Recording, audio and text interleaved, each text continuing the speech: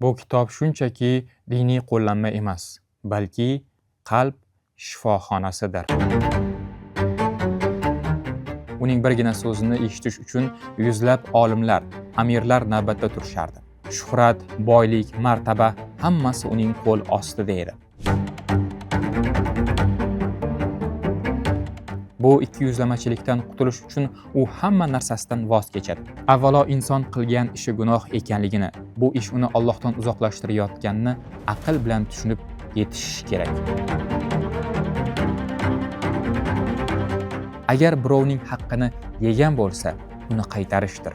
Xatoni tan olish ojizlik emas, balki kuchlilik belgisi ekanligini o'rgatadi. Hech narsam yo'q holda yotib, hech narsam yo'q holda uyg'onaman. Yer yuzida mendan ko'ra boyroq kishi yo'q.